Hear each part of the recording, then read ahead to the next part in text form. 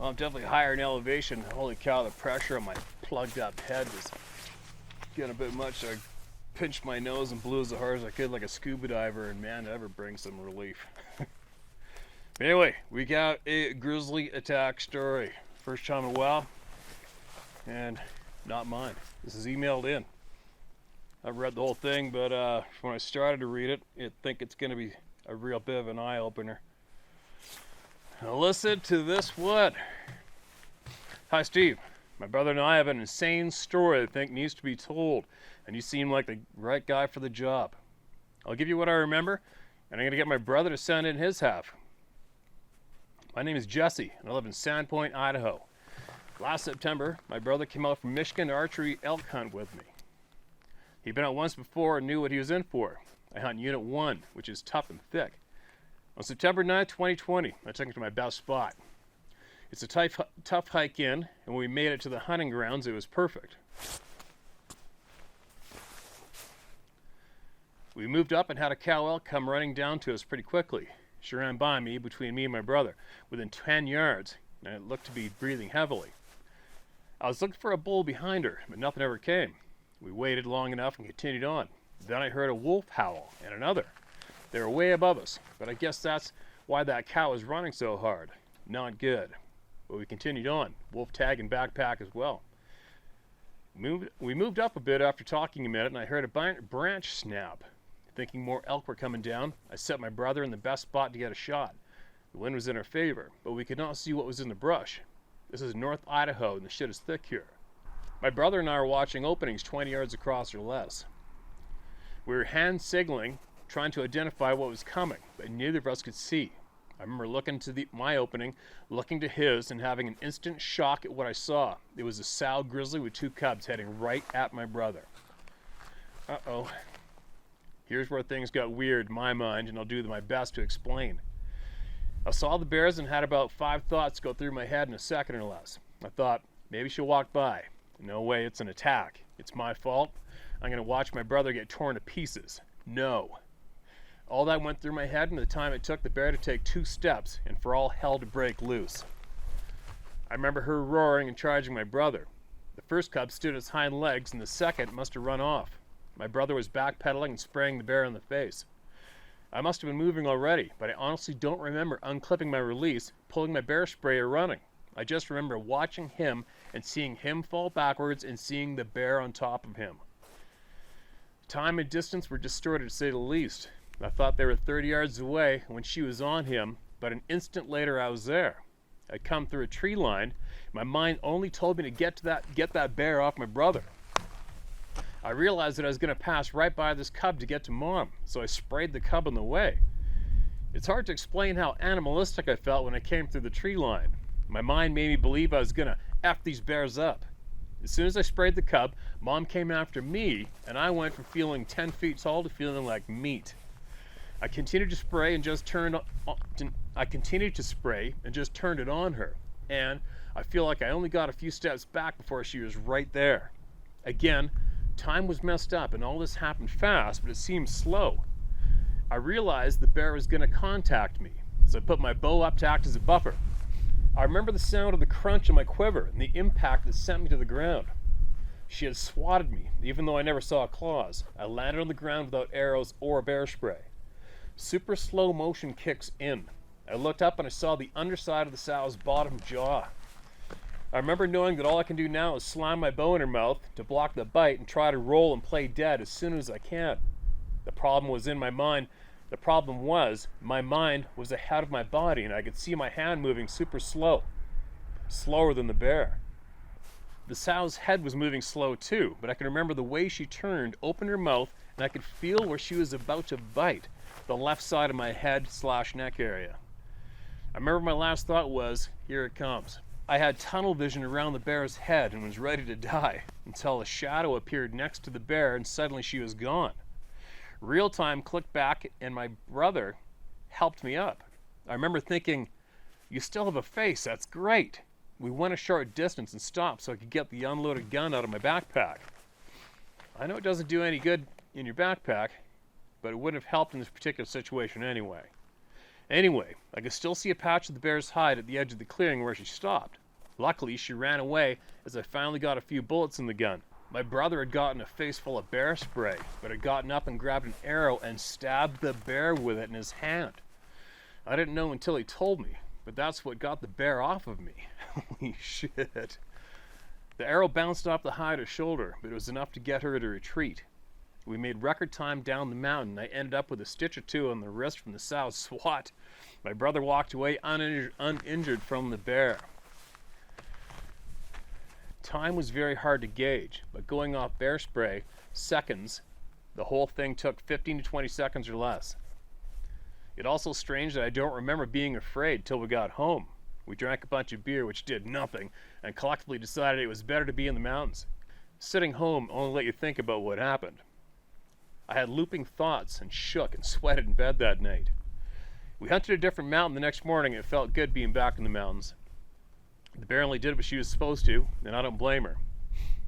We were too close and she couldn't smell us. My fault. I was going off the sign I'd seen so far, which was elk and wolf and no fresh bear. Had that grizzly been an elk, my brother would have smoked it. Instead, my decision almost cost him his life. Thankfully, he has ice running through his veins and no fear, or I might not be here today. I returned to the attack site a few weeks later with Idaho Fish and Game to gather our gear. Everything was closer than I remember. They took measurements and I didn't ask because they didn't want to know. I just knew two guys with a pissed off sow grizzly in that small, if an area, shouldn't be alive or in one piece. It's something I think about every day, and sometimes it doesn't feel real. I hope that no one ever has to go through what we did, but if you do, maybe our story will help. Be aware and carry some sort of protection in bear country. Don't ever let fear keep you from doing something you love. Call us crazy, but my brother and I will be out there chasing elk again this bow season, on the same mountain at some point. If a predator or mountain takes my life, I couldn't think of a better way to go. F fear, live life. Whew, holy shit, Jesse. That is one hell of a frickin' bear story, man. You guys are lucky. You know what? If you guys Google him up, Gary Sheldon, he's a BC biologist, author, and he studied intimately every single bear attack he come across in North America, compiled all the information. And from his findings, when you get charged by a grizzly bear with cubs, on the average, if the cubs stay and she charges, she's coming to kill you. If the cubs go up a tree and she charges, on average, she kills everybody. If the cubs take off and she charges, it's a higher probability you're just going to get the shit beat out of you, and then she's going to take off. So for you guys to come in contact with that sow and win and not lose your face, so lucky. Unbelievably lucky. It's funny, luckily both of you guys react accordingly when the shit flies. I have seen far too many people that when it comes time to react, they freeze up, or they run, or just melt down. And it doesn't matter how tough you are, male or female, it doesn't matter. It's it all depends on what's it called? Your psyche is how you're made up. It's whatever it is you got between your ears and how you react. And it does not matter how old you are, what sex you are. It's what's inside you, 100% for sure. I've had people throw the gun and run. I've had other armed people run.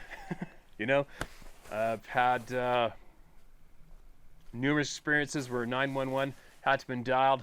I got somebody in my arms, and there's a person just standing there like a window looker, not moving. Lucky your brother and yourself are fight and not flight. Otherwise, you'd probably be dead. One of you be dead for sure. Especially if one of you had it in you to run, right? Lucky. Too many lucky factors involved in that one. But what do you do? You know, I had a bunch of people that bear that I videotaped last week. Some friends of mine pointed out there is some Nancy's or Karens, whatever you want to call them.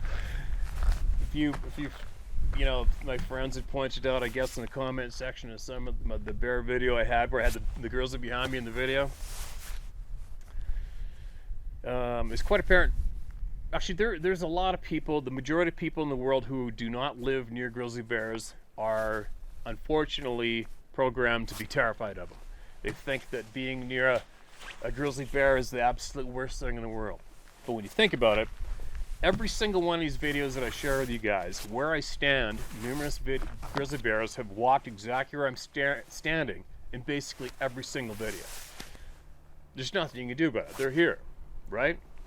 But for all I know, there could have been a grizzly bear could have walked right by where I'm standing 15 minutes ago, 20 minutes ago, half an hour ago. I don't know.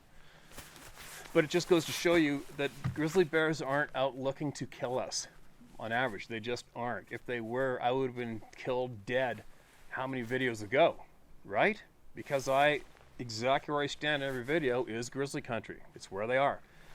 That grizzly in that video, just any very, very few of you that may have upset that I stood there with a video with the grizzly bear behind me in the video, the viewfinder screen in the camera, I could see me and the bear over my shoulder, okay? And furthermore, the pickup truck was about 6 feet away from me right here. And there's a cattle fence between us. And you can tell by the grizzly bear body language, which I am very familiar with, that bear's grazing in the grass. It's not in predatory mode looking to kill a human being. And also, when I drove up, that bear was on the edge of the field. I sat in the truck, watched it. It watched me, went back to grazing. I'm like, okay, the thing's not stressed out. It's good. So I got out, photographed, videotaped it, and then I decided to keep it over my shoulder in the video and show you guys a wild grizzly bear. And that is what went down in that video, okay? By no means was I taunting a bear, stressing a bear out, and I didn't put myself in danger's way. Some of you may disagree, but trust me. If anybody's had a lot of grizzly bear experience on this channel out of all the viewers and myself, I'm probably one of the people who knows grizzly bears, right? But anyway, thank God you guys survived that attack, man, and thank God you guys are still going out there and playing the game. Because it is silly to let it ruin everything, right? But if any of you else out there, if any of you other people out there have a grizzly bear story or some kind of crazy outdoor story you want to share with the world through me, go ahead and email it to me at sharemystory@howtohunt.com or tellmystory@howtohunt.com, and I'll share it on the hunting channel here. All right.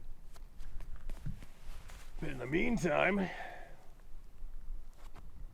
probably in a couple more weeks, I'll be able to go for certain, find a couple more grizzly bears in a different place that I really want to find one, and I'll videotape them up and show them to you guys.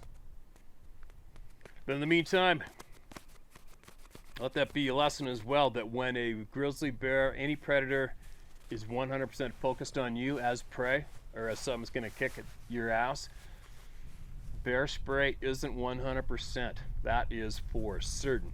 And a lot of my friends in the north, they refer to bear spray as seasoning, right? So the best thing you can do is be armed if you're hunting. If you're sharing the woods a grizzly bear and you're hunting the same prey, you need to pack a firearm that is big enough to dispatch a charging grizzly bear. That's what I do. And if you're a hiker, you should probably be intimately familiar with the time of the year, the food source for the grizzly bears, and where they typically travel, and which way the wind's going, and when to make noise. All right? Anyway, I gotta get going. I'll be sharing more with you guys shortly.